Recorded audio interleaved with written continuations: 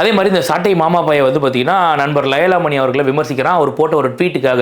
என்னென்னு, திரள் நிதி வாங்கி திங்கிற உங்களுக்கே இவ்வளோ வாயினாக்கா சொந்த காசில் உழைச்சி செலவு பண்ணுற எங்களுக்கு எவ்வளோ இருக்கும்னு அவர் ஒரு ட்வீட் போட்டதாக அதுக்கு வந்து அவர் விமர்சிக்கிறாரு.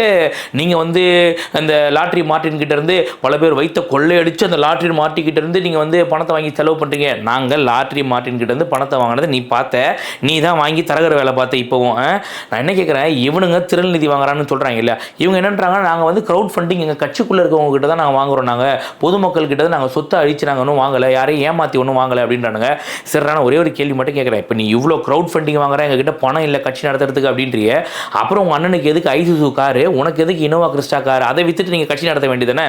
நீங்கள் காரு பங்களான்னு ஜாலியாக சந்தோஷமாக இருக்கலாம், குற்றாலத்தில் போய் தண்ணி அடிக்கலாம். ஆனால் மக்கள் வந்து உங்களை நம்பி இருக்க கட்சிக்காரன் வந்து உங்களுக்கு க்ரௌட் ஃபண்டிங் மூலியமாக பணம் கொடுத்துட்டு நடுத்தருவில் போய் நிற்கணும். இதுக்கு பேர் திரள் நிதி. அதாவது இப்போ பார்த்தீங்கன்னா பிச்சை எடுக்கிறது திரள் நிதின்ற பேருக்கு மாற்றிட்டானுங்க. ஏன்னா கௌரவமாக